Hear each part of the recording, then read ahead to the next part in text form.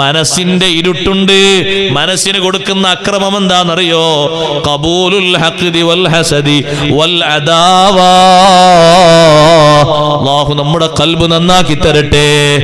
പോര് സ്വീകരിക്കുക, ഹസദ് ഉണ്ടാക്കിയെടുക്കുക, ശത്രുതയുണ്ടാക്കിയെടുക്കുക, ഹുബ്ബുദ്ദുനിയാ, ഇത് ഖൽബിന്റെ ഇരുട്ടാണ്. ദുനിയാവിനോടുള്ള അദമ്യമായ പ്രേമം, ആഖിറത്തിനോടുള്ള ഹുബ്ബ് കൂടുതലായി വരണം. കാരണം ഇത് നശിക്കുന്ന ജീവിതമാണെന്നും തീർന്നു പോകുന്നതെന്നും അറിയാത്തവരാരുമില്ല നമ്മളെ കൂട്ടത്തിൽ. പക്ഷെ ദുനിയാവിനോടുള്ള ആ ഒരു വല്ലാത്ത താല്പര്യം അതൊന്ന് വിട്ടുപോകണം, അതൊന്ന് പരിമിതപ്പെടുത്തണം. ആഖിറമുണ്ടെന്നൊരു ബോധ്യം നമ്മുടെ ഇരുത്തത്തിലും നടത്തത്തിലും പ്രവർത്തനങ്ങളിലും സ്വഭാവത്തിലും ചിന്തയിലും ഒക്കെ രൂപപ്പെട്ടു വരണം. വിശദീകരിക്കാൻ സമയമല്ല, അള്ളാഹു നമുക്ക് വിശദമായി പറയാൻ തൗഫീഖ് തരട്ടെ. ഒരു ഭാഗം കൂടി ബാക്കി നിൽക്കുന്നുണ്ട്. മനസ്സിന്റെ ഇരുട്ടാണ് ഹസദ്. ഒരാൾക്ക് അല്ലാഹു തആല കൊടുത്തതിൽ സന്തോഷത്തോടെ താല്പര്യപ്പെട്ട് അൽഹംദുലില്ലാഹ് എന്ന് പറയുന്നത്. ഞാൻ എൻ്റെ സഹോദരങ്ങളോട് പറയട്ടെ, സഹോദരിമാരോട് പറയട്ടെ, മറ്റൊരാൾക്ക് അല്ലാഹു എന്ത് നിയമത്ത് കൊടുത്താലും അൽഹംദുലില്ലാഹ് എന്ന് പറയാനുള്ള നാവ് റെഡിയാക്കി വെക്കണം. അതെങ്ങനെ കിട്ടിയെന്നും അങ്ങനെ കിട്ടാൻ സാധ്യതയില്ല എന്നും വളഞ്ഞ വഴിക്ക് പറയരുത്, വ്യാഖ്യാനിക്കരുത്. അത് ഖൽബിന്റെ ചീച്ചിലാണ് പുറത്തേക്ക് വരുന്നത്.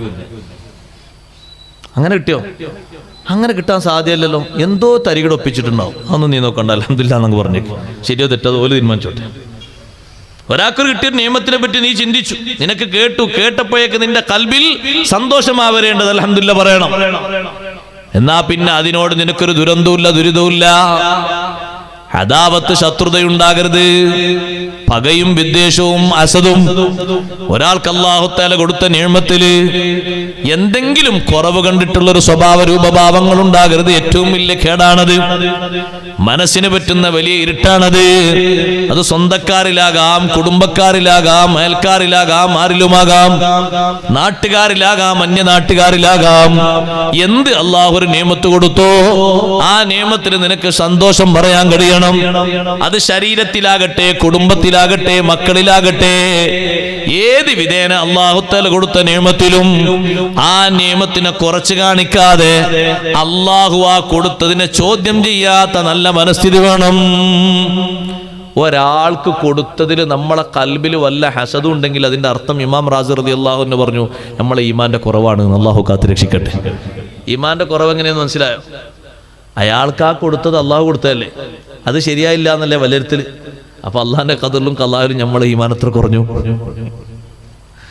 ഒരാൾക്ക് അല്ലാഹു തആല കൊടുത്തതിനെ പറ്റി നമ്മളെ വീക്ഷണം എന്താ? അത് അത്ര ശരിയായില്ല, അത്ര കൊടുക്കണ്ടില്ലേ. പടച്ച റബ്ബിന് എവിടെ ഒന്ന് ചെറിയ ഖദറിൽ എന്തോ ഒരു മാറ്റം വന്നോ? ഈമാന്റെ കുറവ് ഹാസിദിന് ഈമാൻ കുറഞ്ഞു പോകുന്ന അത് ചെറിയൊരു രോഗമല്ല, കടുത്ത രോഗമാണ്, വല്ലാത്ത രോഗമാണ്. ഹസദ് മൂത്താൽ പിന്നെ അത് എത്തുന്നത് കൊലപാതകത്തിലേക്കാണ്. അല്ലാഹു കാത്തുരക്ഷിക്കട്ടെ.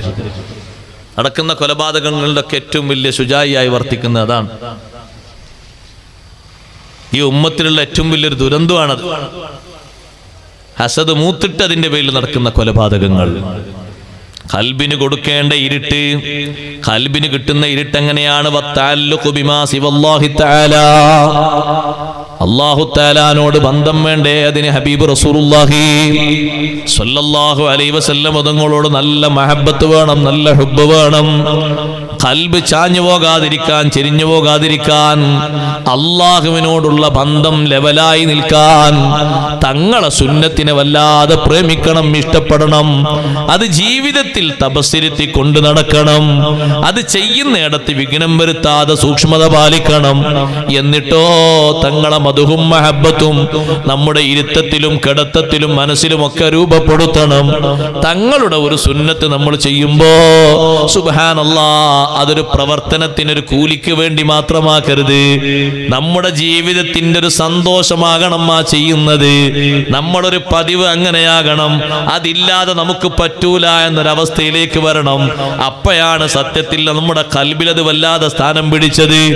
ഇവിടെയാണ് മഹാന്മാര് ഏതെങ്കിലും ഒരു സുന്നത്തിന് കുറവ് സംഭവിക്കുമ്പോഴേക്ക് അവര് വേദന വരുന്നത്, ബേജാറ് വരുന്നത്, അത് മൊത്തം സ്വീകരിക്കാതെ പോകുമോ എന്ന പ്രശ്നങ്ങളും പ്രയാസങ്ങളും വരുന്നത്. അതവരെ കൽബിൽ അത്രത്തോളം ആ സുന്നത്തിനോട് ഹുബ്ബുള്ളത് കൊണ്ടാണ്. കൽബിൽ കൊടുക്കേണ്ട വലിയ മഹബത്ത്, അള്ളാഹിനോടുള്ള മഹബത്ത് നിലനിന്ന് കിട്ടണോ? അഷ്റഫുൽ ഖൽഖ് റസൂലുള്ളാഹി സ്വല്ലല്ലാഹു അലൈഹി വസല്ലം തങ്ങളോടുള്ള ഹുബ്ബ് വേണം. ആ ഹുബ്ബിന്റെ ഏറ്റവും വലിയ അടിയാധാരം തങ്ങളെ പ്രകീർത്തിക്കലും മദ്ഹ് പറയലും സ്വലാത്ത് പറയലും അതോടൊപ്പം തന്നെ അവിടുത്തെ ഇത്തിബാ ചെയ്യലുമാണ്. തങ്ങളെ ഇത്തിബാ ചെയ്യുന്നതിൽ നിന്ന് പിറകോട്ട് പോകരുത്. കഴിവിന്റെ പരമാവധി മുൻപന്തിയിൽ നിൽക്കണം. ഒരു കാലത്തിനനുസരിച്ചോ മറ്റോ നമ്മൾ കോലം കെട്ടാതിരിക്കാനുള്ള വഴിയും അതാണ്. എന്നും മാറിപ്പോകാതിരിക്കാനുള്ള വഴി അതാണ്. സുഹൃത്തുക്കളെ, നിങ്ങൾ വിദേശത്തോ സ്വദേശത്തോ ഏറ്റവും വലിയ ഒരു സ്റ്റാർ ഹോട്ടലിൽ നിങ്ങൾ കയറിയെന്ന് കൂട്ടിക്കോളൂ. വലിയ സ്റ്റാർ ഹോട്ടലാണ്. ലക്ഷക്കണക്കിന് രൂപയാണ് ഒരു ദിവസം അവിടെ വരുമാനം വരുന്നത്. VVIPകളാണ് അതിന്റെ ഉള്ളിൽ ഭക്ഷണത്തിന് വരുന്നത്.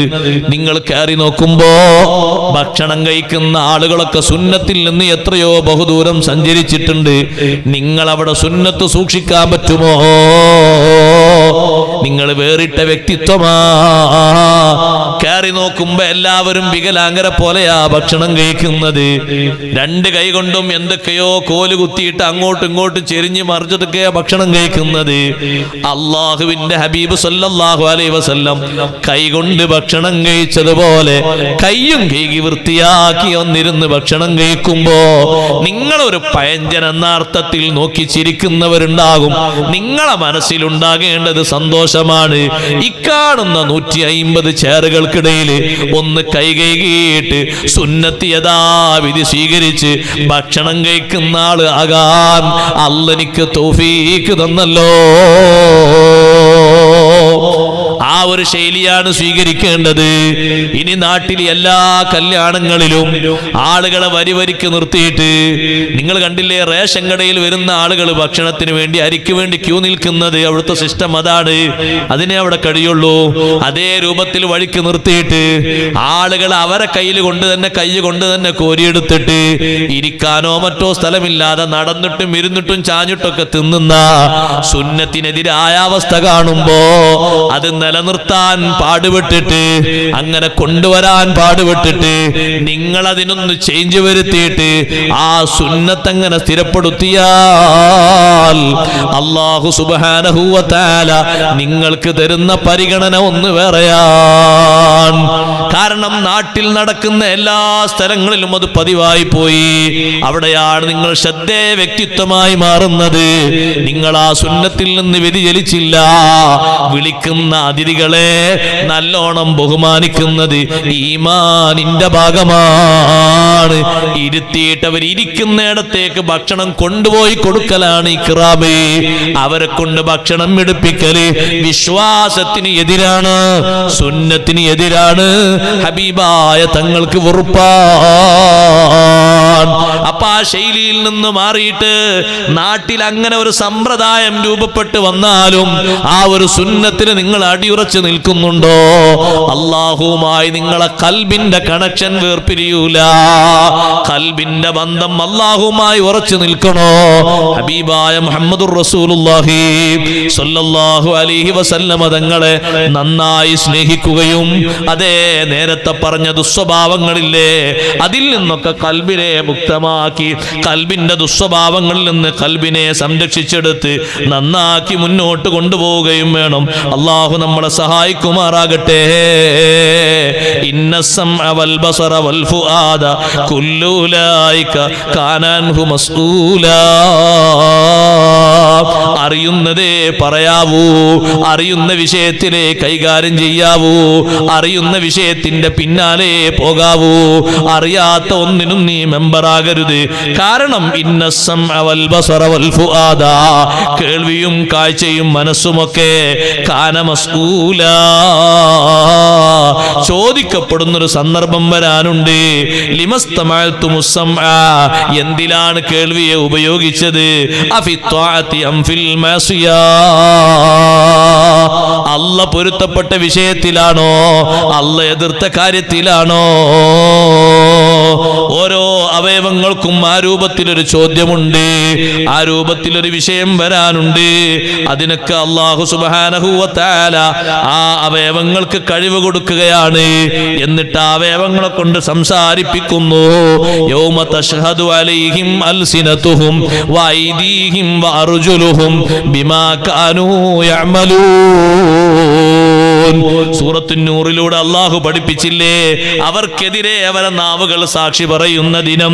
വഅയ്ദീഹിം അവരുടെ കൈകളും വഅർജുലുഹും അവരുടെ കാലുകളും ബിമാ കാനൂ യഅമലൂൻ അവർ പ്രവർത്തിച്ച കാര്യങ്ങളെ കൊണ്ട് സാക്ഷി പറയുന്ന ദിനം. അപ്പൊ അതിൽ അല്ലാഹു തആല സംസാരത്തിനൊരു ജീവൻ ഇട്ടുകൊടുക്കുകയും ആ ചോദ്യത്തിന് ഉത്തരം പറയാൻ കൃത്യമായി നേർക്ക് നേരെ നമ്മൾ മടിക്കുമ്പോ ആ അവയവങ്ങളോട് ചോദിക്കുന്നു, അവ മറുപടി പറയുന്നു എന്ന് മഹാന്മാരായ പണ്ഡിതന്മാര് നമ്മെ പഠിപ്പിക്കുന്നു. അതെ, അതുകൊണ്ട് അവയവങ്ങൾക്ക് അക്രമം കൊടുക്കാതെ നല്ല രൂപത്തിലും ഭാവത്തിലുമായി പെരുമാറണം. അള്ളാഹു നമ്മളെ സഹായിക്കുമാറാകട്ടെ. കൂട്ടത്തിൽ ഇമാം സുയൂത്തി തങ്ങൾ കൊണ്ടുവന്ന ഒരു ഹദീസ് ശ്രദ്ധേയമാണ്.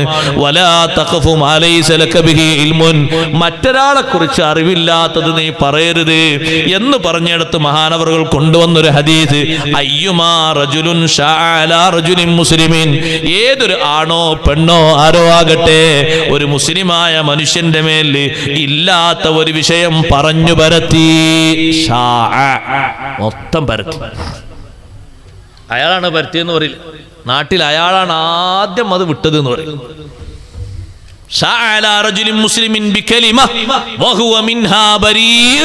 സത്യത്തിൽ ആ മുസ്ലിം അതിനെ തൊട്ട് നിരപരാധിയാണ്. അയാൾ ആ വിഷയത്തിൽ ബന്ധല്ല, അയാൾ ആ വിഷയം ചെയ്തിട്ടെന്നല്ല.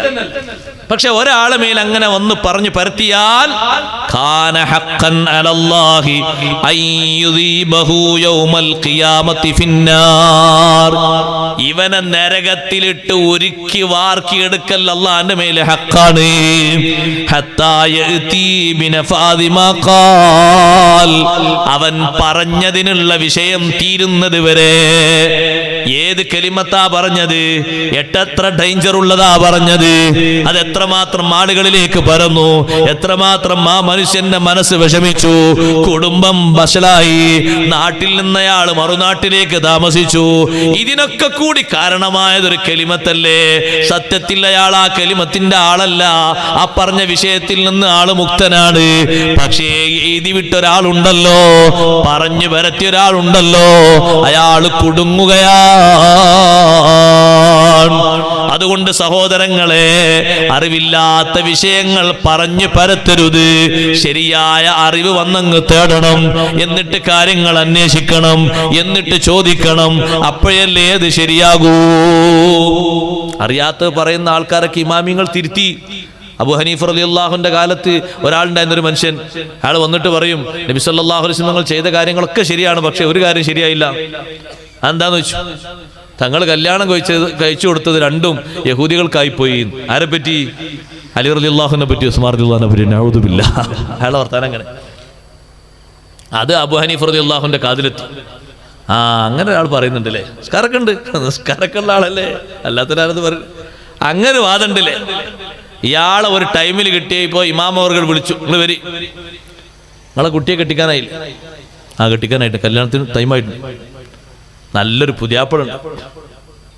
ഉസ്താദ് കൊണ്ട് തന്നെ പുതിയാപ്പള നമുക്ക് സമ്മതമാണല്ലോ, നമുക്ക് അന്വേഷിക്കേണ്ടല്ലോ, ഉസ്താദിന്റെ പരിചയമുള്ള ആളല്ലേ. നമുക്ക് കുഴപ്പമൊന്നുമില്ല, എന്നാ ഞാൻ 2 ദിവസം ഒന്നുകൂടി അന്വേഷിച്ചും കൂടെ പറയാമെന്നോ, കുറച്ചുകൂടി ഇയാളെ മനസ്സിന് താല്പര്യപ്പെട്ടെ. കുറച്ച് ദിവസം കഴിഞ്ഞ് അയാൾ വീണ്ടും വന്ന് അന്വേഷിച്ചു, അല്ലാത്ത താല്പര്യത്തോടെ. ഒരു വിവരം കേട്ടാൽ നമ്മൾ വേഗം വന്ന് അന്വേഷിക്കുമല്ലോ.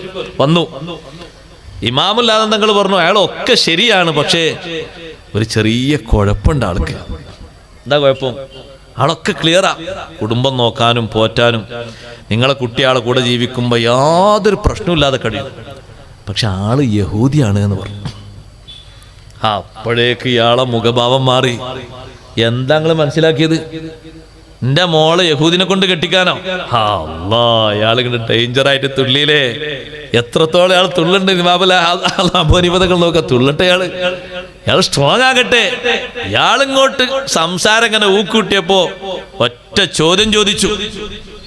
സാധാരണക്കാരിൽ സാധാരണക്കാരായ നിങ്ങളുടെ മകളെ ഒരു യഹൂദിയെ കൊണ്ടൊന്ന് കല്യാണം അന്വേഷിച്ചൂടെ? ഞാൻ ചോദിച്ചപ്പോഴേക്ക് ഇത്ര ഡേഞ്ചറായി തുള്ളിയെങ്കിൽ ലോകത്ത് അക്മലുൽ ഖൽഖായ ഹബീബ് സല്ലല്ലാഹു അലൈഹി വസല്ലം തങ്ങളെ പ്രിയപ്പെട്ട മക്കളെ യഹൂദികൾക്ക് കെട്ടിച്ചു കൊടുക്കുമോ?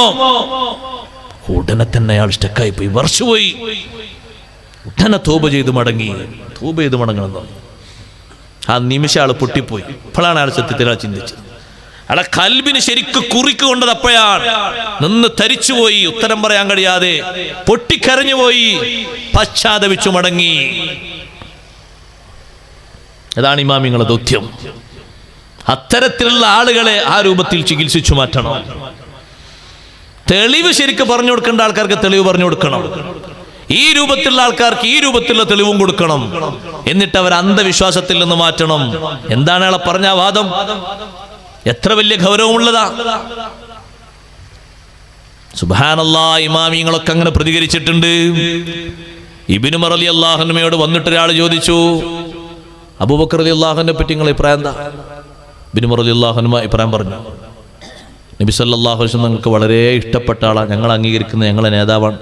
ഉമർ റളിയല്ലാഹുവിനെ പറ്റിയും ചോദിച്ചു, ഉസ്മാൻ റളിയല്ലാഹുവിനെ പറ്റി ചോദിച്ചു, അലി റളിയല്ലാഹുവിനെ പറ്റി ചോദിച്ചു. എല്ലാവരെ പറ്റിയും ചോദിച്ചപ്പോൾ ഒരേ വാർത്ത. ചോദ്യകർത്താവിൻ്റെ ഉദ്ദേശം എന്താ അറിയാം? അലി റളിയല്ലാഹുവിനല്ലേ ആദ്യ ഖിലാഫത്ത് കിട്ടേണ്ടത്? ചോദിക്കാനാ വന്നത്. ഇബ്നു ഉമർ റളിയല്ലാഹുവിന്റെ ചോദ്യം തുടങ്ങുമ്പോഴേക്ക് മനസ്സിലായി ഇതാണ് അസുഖം.